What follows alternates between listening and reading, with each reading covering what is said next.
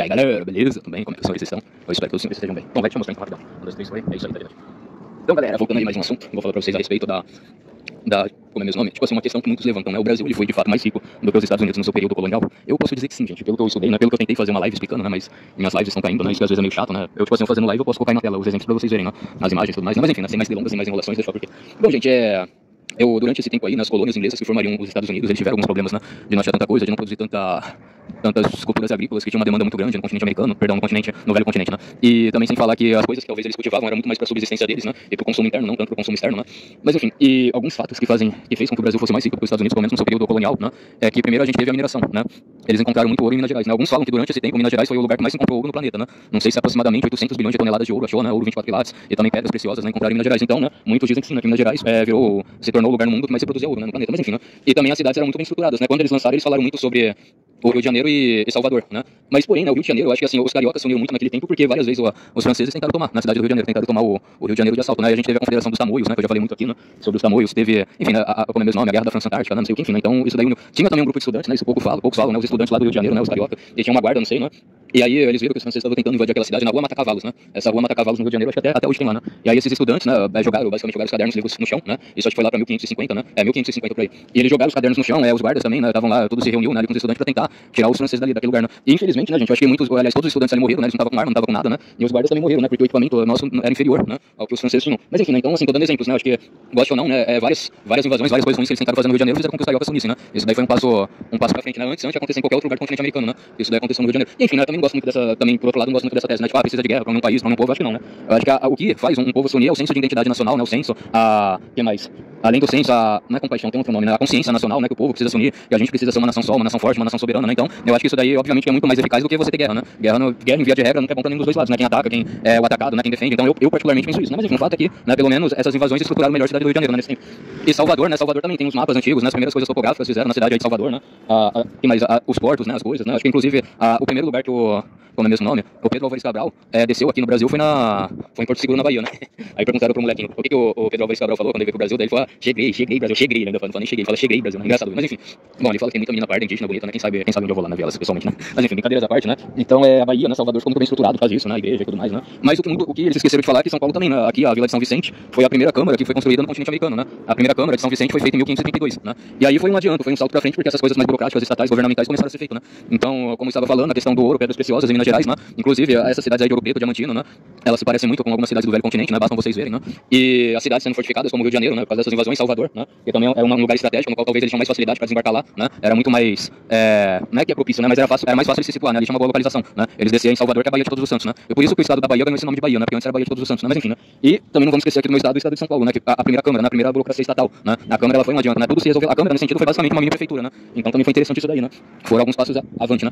Bom, gente, então tem todas essas questões. Não vamos esquecer o café, né? Entrando na questão da agricultura e também o mercado consumidor no velho continente tinha uma demanda muito enorme por açúcar, né? E aí o Brasil desponta na frente, né? Que o Brasil produzia muito açúcar. Daí, tipo assim, eu acho que demorou, né? Demorou um certo. Aí a gente pode colocar entre 1 ou 2 séculos, né? 100 anos ou 200 anos, eles começaram a pegar um pouco da muda da cana de açúcar e plantou na América Central, que isso mais ou menos quebrou com as nossas pernas, né? Vamos dizer assim, né? Quebrou com o nosso monopólio. Mas durante muito tempo atrás, a questão da cana de açúcar ajudou a enriquecer o nosso país, né? E no período que o Brasil era colonial, né? Aí eu também poderia falar que bem no começo tinha um pau-brasil, né? Acho que, se não me engano, só a Índia ela conseguia fazer tecido vermelho, né? Aí com o pau-brasil, ouro com outros tipos também de tinta, o Brasil também conseguiu produzir a roupa vermelha, né? Roupa vermelha, tecido vermelho, né? Enfim.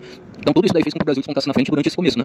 Mas enfim, agora um fato que poucos falam, né? Poucos falam sobre isso, que também a gente tem a questão que poucas pessoas passavam fome durante esse tempo, né? Porque basicamente quase tudo nasceu no nosso solo, né? Inclusive até hoje é um pouco dessa realidade também, né? Basicamente as melhores terras agricultáveis estão aqui no Brasil, né? Então, e, tipo assim, isso não aconteceu a mesma coisa no tempo colonial dos Estados Unidos, porque tipo assim, acho que eram os peregrinos, né? Que iam lá e os indígenas que davam comida pra eles, né? Abóbora, alimento de subsistência, né? Milho, abóbora, né? Então acho que o Lula deveria ir pra lá, né? Porque ele prometeu a abóbora, né? Prometeu a picanha e agora tá entregando a abóbora, né? Mas enfim, e foi isso que aconteceu, né? E tipo assim, no Brasil outros produtos de subsistência já tinham, né? E a mandioca, o milho também, né? Mas todo mundo falou que a mandioca ajudou os bandeirantes a expandir mais ainda o território nacional, né? Os bandeirantes fizeram lá amizade com os indígenas, né? E os indígenas ensinaram eles a comerem a mandioca, então isso deu uma sustância, né? Uma substância mais, uma melhor alimentação para eles conseguiram ultrapassar o Tratado de Tordesilhas, né? Mas enfim, galera, o Tratado de Tordesilhas, né? Ele tem muitas controvérsias, né? Muitas controvérsias. Porque, por exemplo, deixa eu ver um exemplo aqui, eu e meu vizinho, né? Eu e meu vizinho, a gente descobriu a existência de um terreno, né? Um terreno com um muro de 10 metros de altura, né? Tipo assim, eu não subia em cima do muro, né? Ele não subia em cima do muro, ninguém subia em cima do muro, né? E vamos dizer assim, não tem um drone pra gente ver, né? Se a gente tivesse o drone aqui agora, a gente pilotava e as imagens do drone a gente ia ver como que é o terreno, né? Se ele é quadrado, se ele é retângulo, né? Ali na live eu falei, né? Se ele tem um formato de um coração, né? Então a gente não sabe como que esse terreno é. Daí, tipo assim, fica muito estranho eu querer dividir esse terreno com meu vizinho, né? Se nem eu nem ele vimos, né? Como é que é. Então, como que eu vou dividir uma coisa, eu vou repartir uma coisa em duas se é uma coisa que eu não vi, né? E o mapa do continente americano inteiro, né? Como um todo, demorou muitos anos pra ser feito, né? A topografia do continente americano. Depois, se eu não tô enganado, aliás, eu acho que é o Vespúcio Américo, né? Que faz a topografia do continente americano, né? E aí faz o mapa, tudo certinho, né? Mas foi algo que demorou, né? Demorou muito tempo pra fazer. Mas, de qualquer forma, e o Tratado de Tordesilhas foi assinado em 1492, né? Ou seja, bem antes, né? Basicamente, do continente americano inteiro como um todo ser descoberto, né? Mas um fato é que talvez, ninguém fala, né? Mas não teve essa de acidente, né? Tanto os espanhóis quanto os portugueses quiseram vir aqui pro continente americano realmente pra descobrir, né? Realmente eles quiseram vir pra cá porque eles sabiam, né? Que aqui tinha um continente, poderia explorar, você poderia colocar um assentamento, uma colônia, né? Enfim. Então, obviamente, não tem essa história, foi sem querer, eles não sabiam, né? Eles queriam ir pra outro continente. E aí, sem eles querer, né? Eles acabaram descendo aqui no Brasil, então não, né? Eles vieram aqui pro Brasil realmente porque eles sabiam que aqui tinha terras promissoras, né? De algum modo, né?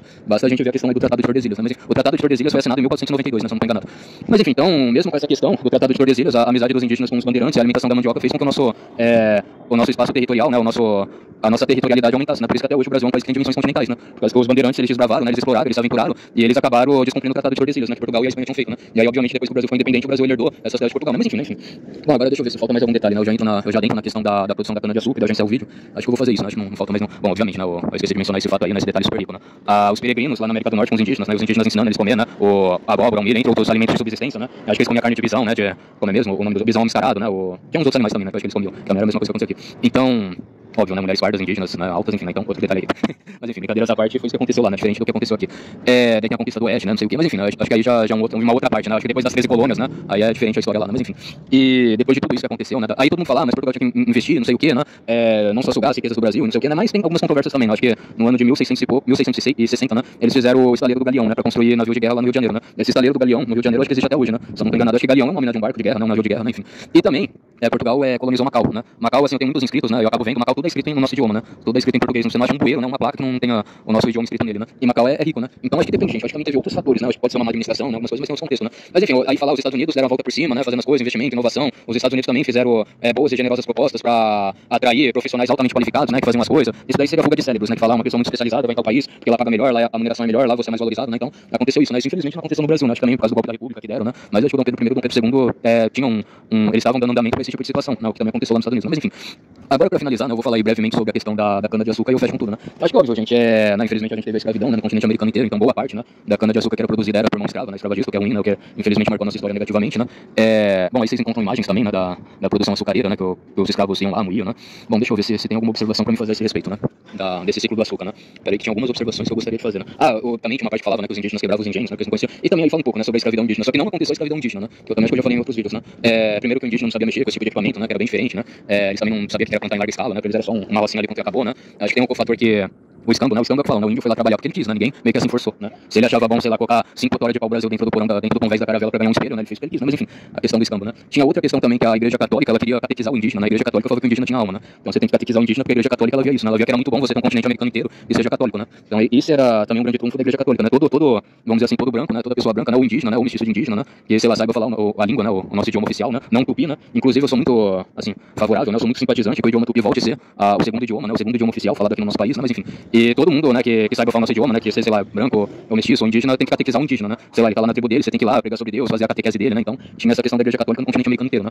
A Igreja Católica queria que o continente americano inteiro virasse católico, né? E nada melhor do que a própria população nativa, né? Do continente americano dar os primeiros passos, né? Rumo nessa direção. Mas enfim, né? Outra questão, né? De não se adaptar e também o indígena ele preferia morrer, né? Do que ser escravizado, né? Você vai pegar um indígena, você vai colocar ele ali no pelourinho, amado no pelourinho, você vai açoitar ele vai querer morrer, mas ele não vai querer trabalhar, né? Então era diferente, né? Essa questão aí. Então possivelmente, gente, acho que teve muito, mas muito pouco escravidão indígena, né? Mas possivelmente sim, né? A maioria era negra, né? Escravizado. Alguns índios, né? Indígenas, acho que pouquíssimos brancos, né? Também trabalhavam na extração da cana-de-açúcar, né? E tinha essa demanda enorme no velho continente, né? E eles pagavam muito bem pra gente, né? O açúcar era muito caro. Então isso, né? Mais uma vez fez com que o Brasil ficasse mais rico, né? Despontando na frente, né? Comparado às outras colônias. Mas enfim, né? E bom, gente, agora só pra finalizar, né? O que pouca gente fala, os verdadeiros heróis, né? Nesse tempo, né? Anti-escravagistas, né? Que lutaram contra a escravidão, foram os navegadores que se recusaram a fazer esse trabalho sujo, esse trabalho desumano, esse trabalho genocida, né? Só, alguns falaram, não, né? Você quer que, sei lá, eu faça transporte de mercadoria, de produtos agrícolas, de vegetais, de comida, de bens de consumo, né? Objetos materiais, né? Joias, objetos de muito valor, não sei. Ou eu posso quebrar essa pra você numa boa, né? Eu posso transportar, né? Isso pra você na boa, né? Posso quebrar seu galho, eu faço isso numa boa, faço tranquilo, né? Faço aí a travessia transatlântica, deixo seus produtos, suas mercadorias lá, mas mercadoria de seres humanos, né? De pessoas jamais, né? Eu não vou me sujeitar a esse trabalho sujo, né? Então esses bravos navegadores que foram contra, que denunciaram, né? Que também arregaçaram as mangas para que isso parasse, né? Para que isso acabasse o mais rápido possível. Esses aí sim são os heróis, né? Anti-escravistas, né? Esses são os nossos primeiros heróis abolicionistas, né?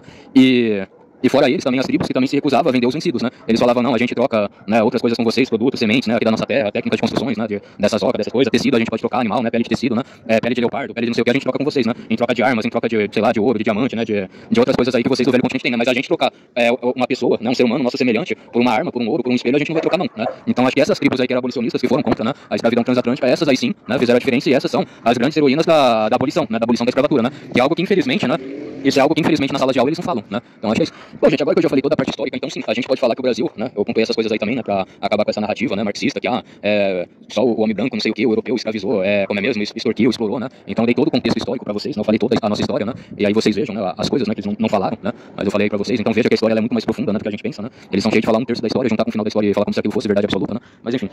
Então, depois que eu falei todo esse contexto histórico pra vocês, né, gente, eu vou resumir agora, né? Então, falando de maneira resumida, assim, o Brasil foi muito mais rico do que os Estados Unidos no seu período colonial por causa dessas coisas, né? Pela questão de ouro, pedras preciosas que eles encontraram em Minas Gerais, né? Na cidade de Ouro Preto, na cidade de Diamantina, né? Entre outras cidades mineiras, né? A produção de nossas culturas agrícolas, né? As nossas culturas agricultáveis, né? Principalmente da cana-de-açúcar, né? Durante esse tempo. E também um outro fator muito enorme, as cidades, né, claro, né? O fortalecimento das cidades, né? As cidades eram muito mais fortificadas, muito mais densamente populacionadas, né? E o outro quarto e último fator é que basicamente ninguém morria de fome, né? Graças a Deus a nossa terra dava muita comida pra gente, né? Muitos alimentos de subsistência, né? Então basicamente no período colonial quase ninguém ficava com fome, quase ninguém morria de fome, né? Todo mundo aí tava com o bucho bem cheio e bem satisfeito, né? Mas enfim, então isso daí faz com que o Brasil seja, né? Foi muito mais rico do que os Estados Unidos no período colonial, né? Só que infelizmente a gente não soube manter um nível, né? E a gente não conseguiu fazer algo que os Estados Unidos fez, né? Que foi a contratação de pessoas altamente qualificadas que melhorassem todos os setores, né? Todos os setores produtivos que um país, né? Um país desenvolvido geralmente tem que ter, né? Geralmente tem que ter, geralmente ele tem que buscar, né? Ter esses setores aí muito bem qualificados e producentes, né? Mas enfim, galera, então é isso aí. Fiquem todos aí na Santa Paz de Deus. Até mais, um forte abraço. Fui, tamo junto. Já é mais de 30 minutos de vídeo, né? De áudio aqui, então é isso aí. Até a próxima. Fui, tchau.